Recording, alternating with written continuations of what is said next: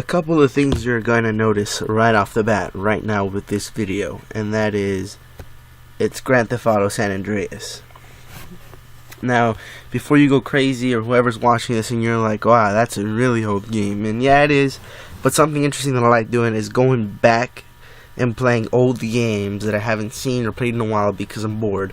And since I don't have the new games like Call of Duty Infinite Warfare or Call of Duty Remastered, even though I'm not that excited playing them, I'm actually more excited to be playing this for some reason.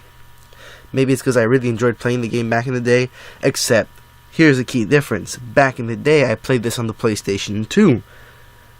Here, I'm playing it on the iPad Pro, and you're probably wondering, well, where's the thumbsticks? And there's proof that it's in the iPad Pro. And I also realized that, hold on, I need to fix this real quick.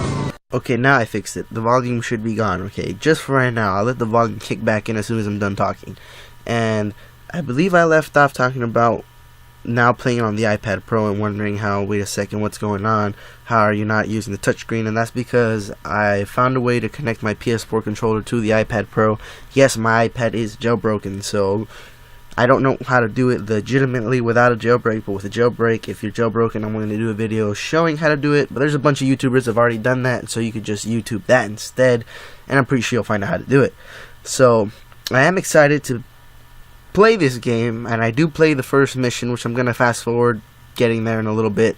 I just wanted to kind of level the playing field in what you're thinking as you're watching this, or if you have any questions. Yeah, it's Grand Theft Auto San Andreas, the OG map, the map that was used and remade into Grand Theft Auto 5. So, except, yeah, not on the PS2, on the iPad. I am using my controller, and even towards the end when you actually see me doing some weird things like crouching and honking.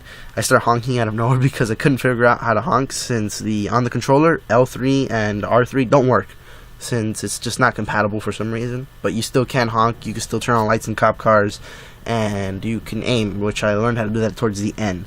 So without further ado, the first mission of Grand Theft Auto San Andreas, if this is a game you've probably never even seen before, or if it's a game that you're just like, wow, nostalgic, I haven't seen this in a while, I feel the same way. Alright, and I'm back to talking, alright, and this is overlaid commentary. It's not like I'm actually talking to you as I'm playing. I haven't figured out a great way to do that yet, since on my PS4 recordings, whenever I'm recording gameplay, I use my iPad Pro, but since I'm using my iPad Pro to actually play, I can't really use it as a mic at the same time.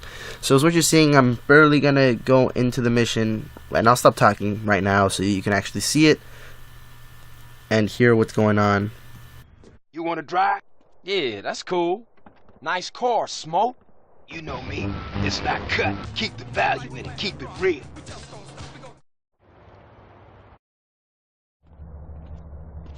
There are some complicated things I am going to have to worry about when it comes to recording in this game. One of them being the cropping.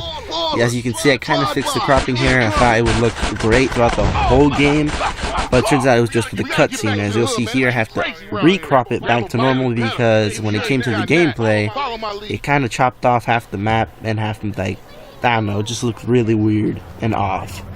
So, and I also want to talk about this. Like, I remember this mission specifically. It was just like, you just basically ride your bike all the way back to your house while getting shot at by a couple of ballers. I think that's what they're called.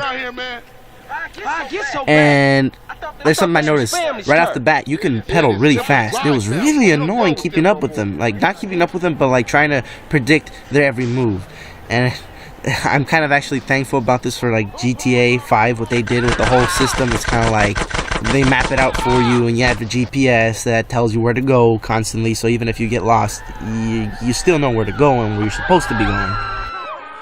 Another thing that I'm thankful for is definitely the system to get rid of stars. I believe in this game, if you get 1 star, you can lose the cops just by avoiding them, but once you get 2 stars, you're kind of stuck with them until you find like one of those little floating stars around the map that you have to get in order to lose the stars, or actually use cheat codes to do. And that it's really annoying. I mean, not yet, because I haven't really done anything bad to actually cause and get the stars, but I mean, once it comes to missions, I can't use cheat codes. I mean, I haven't really looked a way to use to put cheat codes other than actually like use certain the applications to actually go into the code of the game and add cheats, but I really don't want to do that. So I think I'm just gonna have to play the game straight. And from what I can remember playing on the PS2, I never passed the full game. I remember getting as far as to like actually being able to go to the other side of San Andreas and dealing with, I believe, the Yakuza. It was a Japanese gang, I can remember that for sure. But other than that, it's just, this should be a crazy, wild experience, and I hope the viewers, you, find it enjoyable.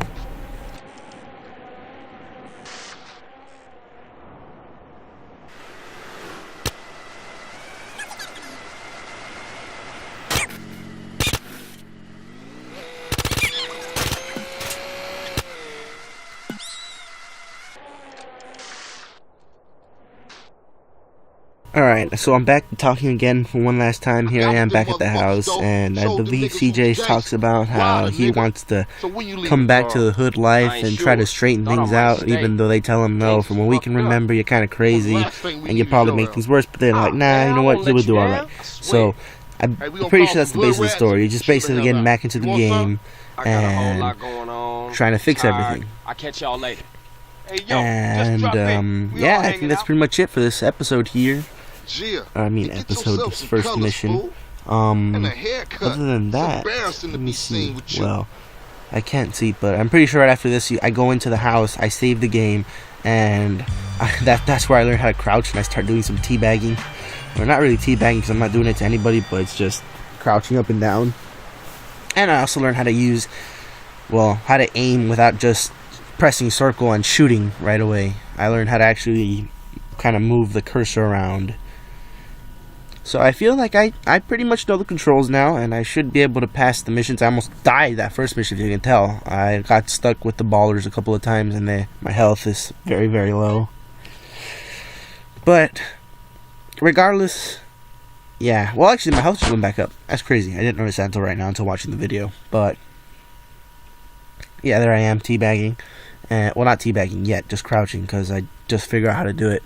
And yeah, I think that's gonna do it for this video, guys. I hope you enjoyed watching it, and hopefully you're excited as I am to actually continue, other than doing that first mission, because I remember even in the PS2, that was a boring mission. I can't believe that was a mission, just driving somewhere in a car, your car blows up, and they don't even make a big deal about it. He just screams, he's just like, oh man, my car, and that's it. It's like if the bike just replaced it for him.